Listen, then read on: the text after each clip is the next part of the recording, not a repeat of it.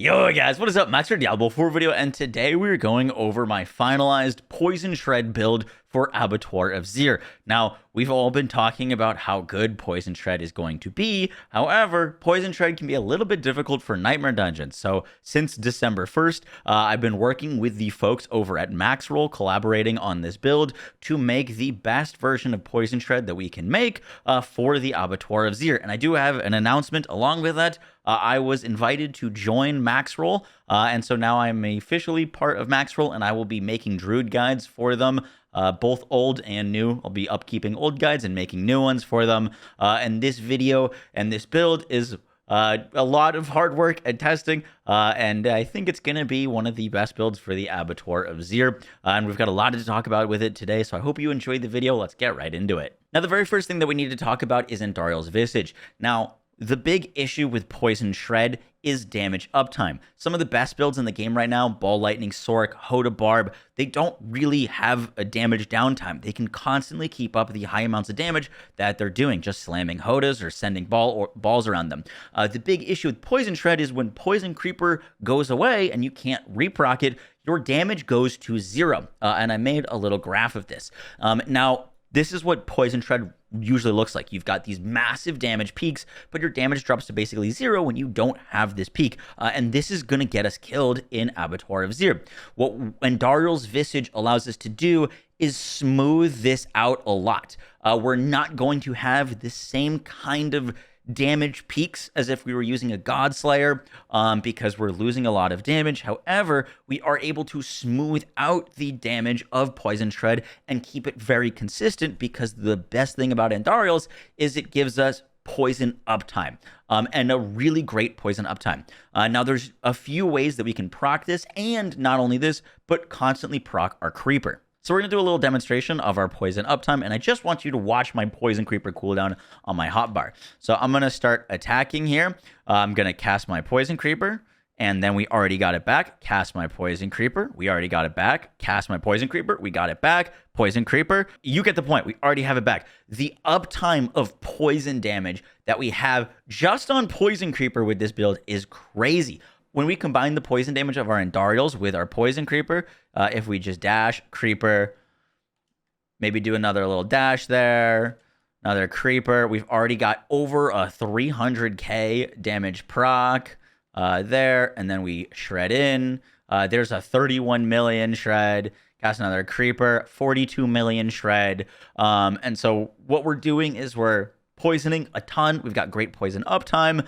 We got great poison creeper uptime. We got a ton of survivability. And we're making this happen with the great staff of the Crone.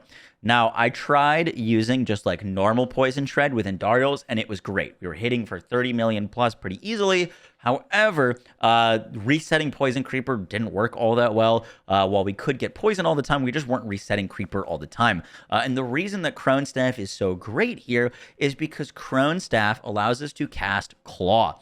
Now, Claw is one of the highest lucky hit, if not the highest lucky hit skill that the Druid has. And we're able to pair it with the Crone, which gives us a really high basic skill uptime. So we're spamming Claw, which is giving us the lucky hit chance to proc Andariel's Visage, which is massive. And it's also, because we're spamming, we've got Pack Leader. Critical strikes have a 20% chance to reset the cooldown of our companion skills. We pair our high lucky hit skill with 2 lucky hit things, Pack Leader and Andariel's. That gives us really great poison uptime. And poison uptime, or the damage that we're doing with our poison, is the #1 factor that is going to lead to high damage shreds. The other thing that I wanted to mention is we're using Metamorphosis on this build. Metamorphosis has a 100% lucky hit chance, meaning that every time that we dash into an enemy or a group with just our default lucky hit chance, we have a 20% chance to proc that poison. So when we dash into a group, we get a poison explosion. Let me hit them to get my Metamorphosis back. Dash in. Looks like we didn't get a poison explosion there. Dash in, poison explosion. And we're constantly going to be resetting our dash because we're using boots that attacks, reduce, evades cooldown. So we're spamming our attacks. We're spamming our dashes. We're really fast. We're really mobile. We've got a ton of tankiness, and we do a ton of damage. Now let's get into our gear specifics. For our gear specifics, we are using Indariel's Visage, as I went over earlier. If you do not have this, Harlequin is also really great. It gives us +4 ranks to our Poison Creeper, which is really nice. As you can see, even with the Shaco on, we're resetting our Poison Creeper like crazy, and so you just get more Poison Creeper damage, so build is totally fine without Indariel's if you don't have it, but I do think Indariel's is best in slot. If you don't have either of those, I'd probably recommend a Armor Max Health, like ranks to Poison Creeper basic attack speed helmet could be really, really nice. For our chest piece, we're really looking for high percentage rolls of armor and then triple damage reduction. It is possible to not use a disobedience on this build. On my pants right now, I don't have a percentage armor roll. I just can't seem to get one. And so, for example, when I'm like basic attacking in wolf form, we're going way over armor cap right now. So let me just let that die down. So just sitting here in wolf form, if I attack, I'm like 12k armor. If we got a percentage roll here, we could actually take off our disobedience. I don't have that right now. But note, if you're sitting at around 14k armor, you should be more than fine for Abattoir of Zir. I have a whole video detailing armor caps for Abattoir. But because that's only when we're in werewolf form, and we are going to be in human form some of the time because we're casting Poison Creeper, I think it's fine just to keep rocking our disobedience for now. So chest piece, triple DR, armor, and disobedience. For our gloves, we're looking for attack speed, critical strike chance, lucky hit, and ranks of shred. Now, ranks of shred is optional here. The amount of shred that we have, like our plus ranks, does not impact the damage of the Blurred Beast. And the Blurred Beast is like 90% of Shred's damage, if not higher. It's like 95% of Shred's damage. So plus ranks of Shred is optional here. However, I found that I was clearing faster with it just because sometimes Shred would hit like a trash mob and it would kill it. And it just felt a little bit better to me. It felt like I was clearing a bit faster with ranks of Shred. So totally optional there, but I do have that. And then on our gloves, we're going to be rocking the +1 additional companion with our companion skills dealing 23 times or 23% more bonus damage. This is great because a lot of our damage scaling is coming from Poison Creeper. Yes, we are using Indariel's. Indariel's gives us poison. It gives us good poison uptime, but the bulk of your damage will still be coming from Poison Creeper. And so this is really great. The next thing that we've got on is our pants. Now, the pants is a bit of a decision. There's a lot of places on this build that we could gain damage and we could lose damage and gain survivability. So, for example, walking into Abattoir of Zir for my first runs, I'm going to be rocking like triple DR plus armor pants with gain damage reduction while shapeshifted. I want to be as tanky as possible. I don't want to have to worry about dying at all. And with these kind of pants on, I'll be more than fine. However, we already know that the health scaling in Abattoir is crazy, and I can hit 30 mil plus shreds with Tibalt's Will because we're double dipping that 40% damage. And I can still stay relatively tanky with Tibalt's on because we're going to be using Hunter Zenith Debilitating Roar. So Tibalt's is fantastic for more damage. And then if you are squishy or you're dying, and most of the time that I'm going to be rocking in, I'm going to start with this on just because I want to get a feel for how hard enemies are going to be hitting. For your boots, you're really looking for double resistance rolls, movement speed, and armor while in werewolf form. I also have a low roll of armor. I could still have another 10% here, which would help us easily reach armor cap without disobedience. Once again, like, you can adjust this build for your percentage armor rolls. We're going to want to get a lot of armor as possible. If you don't have armor cap, then disobedience is great for filling in that. Next up, we're using the Great Staff of the Crone. Once again, we are losing some damage by using this. We're not going to be shredding as hard as if we were using a two-hander Blurred Beast. And I tried my hardest to make two-handed Blurred Beast work, and it was great when it was great, but I was dying sometimes, and I just don't want to put out a build where it is possible to die or there's more possibility for user error. This build is pretty rock solid, and I'm pretty confident in AoZ. So not going to be rocking the two-handed Blurred Beast quite yet. Then for our amulet, we're going to be rocking ideally armor. If you can get armor while in werewolf on top of this, this would be nice. I got spirit cost reduction. Ranks of companion skills is going to be really important on your amulet. This is a ton of extra damage. And then ideally plus ranks of envenom.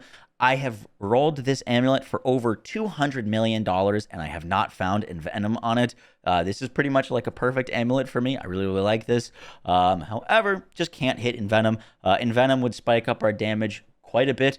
If you can't get Envenom or Toxic Claws, Ranks of Call of the Wild is actually pretty nice for another 30% more damage for Poison Creeper. That's fantastic. Don't count that out as all. For our rings, I actually don't have a great ring, but this is my only Maxroll Shepherds. What we're looking for on our ring is crit chance, max health, lucky hit chance, and then probably poison damage or damage to close or vulnerable damage. One of those three, but crit chance, lucky hit, max life. Lucky hit's really nice for this build because we're proccing Andariels off of it. And then lastly, we're going to be using the Hunter Zenith. Hunter Zenith gives us DR, it gives us quick shift, it gives us crit chance, damage while shapeshifted, all really, really great things. And most importantly, we're using it for debilitating roar. Now, the big question is, why am I using companions? Now, my big issue when I swapped to try like a Crone Staff variant of Poison Shred, just to apply this a ton, is that I was just not doing any damage. You lose so much damage inherently by equipping the Crone Staff and losing your two-handed aspect on something that doesn't work for Shred at all.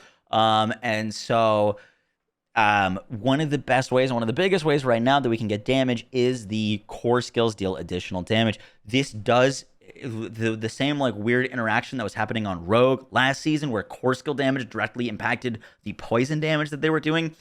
This works the same way. We're getting 90% multiplier for our Blurred Beast, our poison damage. And this is what's allowing me to hit extra hard. When I wasn't using this, the like companion synergies, I was hitting for like 4 mil damage, even on high stacks of poison. It felt like the build was bugged. I just couldn't really do any damage. And so I found by equipping the companion scaling things, I'm just doing ridiculous amounts of damage on this build, and I can finally feel pretty confident on it. So that is why I'm using the companion scaling. And we're getting a ton of our attack speed from our Paragon board and from our vampiric powers, which we're about to talk about now. So for our vampiric powers, you're going to be using Undying. Once again, this is a flex slot. I want the survivability. Things like domination would be great when we're crowd controlling enemies with our poison creeper.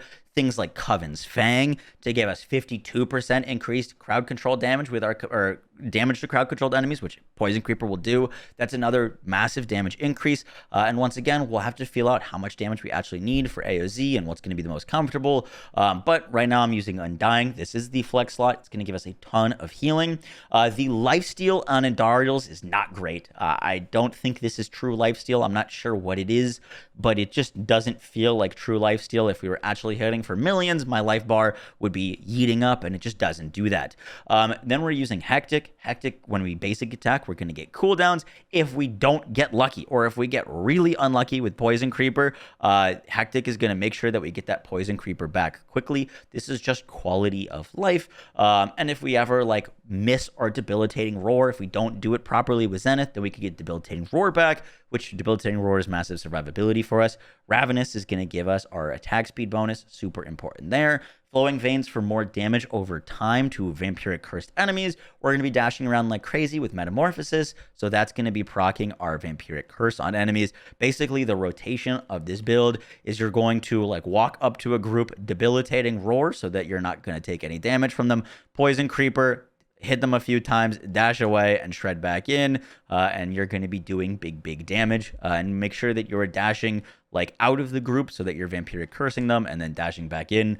You can also just straight up dash into a group, immediately poison them, debilitating roar, back out, and then go for your shreds. But you want to stay mobile on this build. This is not a build that you want to be like constantly standing in one place because mobility works in our favor. So that is our vampiric powers. For our spirit boons, we're using wariness, reduced damage from elites, scythe talons for more crit chance. Remember, once again, pack leader procs off of crit chance, so more crit chance better. Iron feather for more max life, just more survivability here. You could go for the attack speed here. I'm just liking the extra cushion of our health being like really high. So that is why I'm going to be keep using Iron Feather. lots of extra health from that.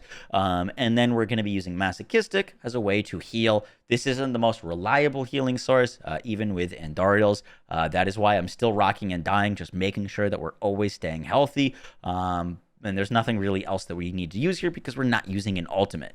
For our skill tree, we're starting with Claw, which we are putting 5 points. We're casting this skill like 85% of the time that we're playing this build, so I thought put some points into it just to make it feel a bit better. And we're going with Claw as a 15% chance to strike twice. We want Claw hitting more times because it's going to give us more chance to proc Andariels, which is 15,000 dot damage versus Fierce Claws is only like 2,500. And so this just doesn't seem all that worth. Plus we get more Storm Strike cast, just better chance of resetting our Creeper, which is what we really care about. So that's why we're going chance to strike twice with Storm Strike, making enemies vulnerable. Then we're coming down here. We got 1 point into Shred, 4 on our like gauntlets. So it does make Shred feel a bit better, but you only really need 1 point here. More crit chance to close, more movement speed for more attack speed, and Iron Fur for more DR. We're going to be constantly casting Debilitating Roar, which is going to give us even more DR on top of that. If you're low on your resistances, which you shouldn't be, you could get away with just 2 points here. For example, I am currently sitting on just the edge on our fire resistance. I'm at 120%. 165 lightning. Cold resistances do not matter because cold is only like preventing you from getting chilled. So cold res is actually not important. And then we got poison res and our shadow res maxed out. So I'm getting away with 2 points here right now. And then we move down to our companion skills. On our companion skills, we've got max points into Poison Creeper with it lasting longer for more poison duration. 1 point into Wolves. I didn't think that we needed the Fortify from them because Debilitating Roar is going to give us tons of Fortify. Ravens for the extra Ravens for more damage, plus Call of the Wild for more damage from our Poison Creeper. Then we're going to be coming down here. Neurotoxin, Envenom, and Toxic Claws. Ideally, you have 6 out of 3 into Envenom. The Toxic Claws is just not scaling enough poison compared to all of our other poison sources. So that's why I don't think Toxic Claws is all that important for this build. And then we're moving down to Quick Shift. When a shape-shifting skill transforms you into a different form, it deals 35% increased damage and heightened senses, which is going to, every time that we shapeshift, we're going to get 24% damage reduction because we're using a Hunter Zenith. We're getting all these points, which is just fantastic. And we're not using an ultimate on this build. I messed around with using like Petrify with Flicker Steps for a lot of CC, and it just found that I was dying too much, dashing into groups with not enough survivability. And so not using a ultimate on this build, don't really need the like increased crit chance for our build, or the crit damage. And then lastly, we've got Ursine Strength. This gives us the 25% damage multiplier that we can double dip. And every time that we cast Debilitating Roar, we get 20% additional max life, which is actually huge. So right now I've got 15,000 or 15.6k max life. If I Debilitating Roar, all of a sudden I've got 18k life. So that's really, really nice. Next up, we get to our Paragon board. Now, I will have an AoZ variant with the Tears of the Blood glyph that you can view on Maxroll. Obviously, we don't have that glyph right now, so I can't show that, and I'm not using it. But when AoZ comes out, that's going to be the Paragon board that I'm going to swap to once my glyph is probably like level 2 or level 3. So this is the board for right now. In our first socket, we're going to be using the Keeper glyph. Keeper gives us boosted to our rare nodes. I love doing this in the first socket. We get percentage increase all damage, which we can double dip, and resolve for more all resist. We're also going to be working our way up the left side for more max life armor, while still grabbing prime for the increased damage and max life. Then we're working our way into the Lust for Carnage board. Now, it is entirely possible to play this build without Lust for Carnage. I know it sounds a bit redundant that we're using thing that's going to give us spirit back on a build that's using basic attacks a bunch, but the way that I've been playing this build currently is I'm basic attacking everything, poison creepering everything, and then I just want to shred. I just want to get everything out of the way, kill everything, and if I have to start basic attacking again in the middle of all my poison rotation just so I can keep shredding, it slows down the flow of things. And so that's why I'm using Lust for Carnage. If you don't want to use this, I'll show you exactly where you can put it. You can grab these points down here and just grab Tenacity for more max life and armor. If you don't want to use it, that's exactly where I'd put these points. And in our first board, we're using Werewolf. Werewolf here is a survivability option. It's not the best damage option. Things like Guzzler are going to give us more damage. For For example, the more damage will healthy, but we don't care about the potion healing, and we're going for survivability for this build. So that's why I'm using werewolf. In our next board, we're going to be going over to Inner Beast. In Inner Beast, we're going to be socketing the Wilds Glyph. This gives us more companion skill damage, and the passive portion of our companion skills deal 80% increased damage. More companion damage is really great for our Poison Creeper, and we're also going to be making sure that we're grabbing all of the armor down here. Then we're working our way up to Nimble for even more attack speed, going over to Slayer for the 200 armor. And then from here, we're going to be working our way up into the Heightened Malice board. I have decided to go Heightened Malice mainly because we saw that there's not going to be any single bosses in this. The bosses are going to be Bloodseekers. There's going to spawn 3 at a time. We're going to always have Heightened Malice on them, which is a 45% damage multiplier that we get to double dip, which is fantastic. We're also going to be grabbing Overturn, more damage to poison enemies, more damage to elites. Toxic Bane, more damage to poison enemies, more poison damage, more max life here, and then we're going to be socketing Fang and Claw in this board, another damage multiplier for us, with more damage to poison enemies and damage reduction for poison enemies. More multipliers equals better build in terms of damage, because multipliers are multiplicative with each other, and we're getting all of those multipliers twice, so really important to grab as many multipliers as you can on this build. Then in this board, I'm going to be using Tracker. Tracker gives us more poison duration, which is more poison damage for our Blurred Beast, as well as more damage to poisoned enemies. And then we're going from our Slayer node down to the Thunderstruck board. I didn't think these like crit nodes were all that important because it's only a single dip. We are going to be putting Territorial here. Territorial gives us even more damage reduction and damage to close enemies. If we're feeling that we don't need any more DR and we're not having any issues, we can toss in Bane here. Bane's going to give us that increased poison damage and the chance for poison effects to deal double damage.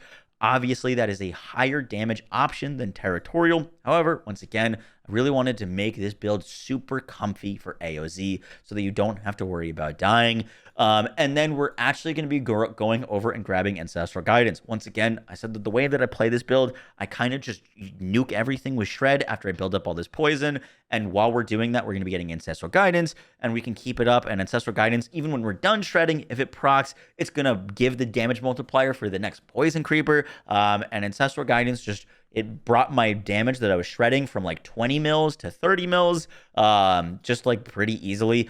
So I think this is a pretty important multiplier. Once again, if you don't want Ancestral Guidance, you can go and grab things like Tenacity, things like Havoc if you really want it. I just don't think we really need them. Guys, that is going to do it for the build video. I hope you enjoyed. At the end of the day, I really do think that Poison Shred is going to be the Druid build that can go the furthest in AoZ. I do not think it is going to be the best build walking into AoZ. Pulverize, Tornado, Lightning Storm are all really strong builds right now, and they've got a little bit less hassle than like this poison build, mainly because we got to stack up poison on enemies and then we got to shred into them. Versus Pulverize, you just click the button. Tornado, you just click the button. Lightning Storm, you just click the button. Normal Stormclaw, you just hold the button. And so I do think that there are better builds walking into AoZ on day one than this build, to be honest. But this is the build that I think is going to scale the best for AoZ because of the new glyph giving us the double dip multiplier, where we're going to be able to really, really scale that shred damage like crazy. So this is what the guide that I wanted to get out for you. I will have a updated video. I'm trying to get an updated video out for Tornado as well, so stay tuned for that. But yeah, guys, I hope you enjoyed the guide. I'll catch you on the next one. Take care. Peace.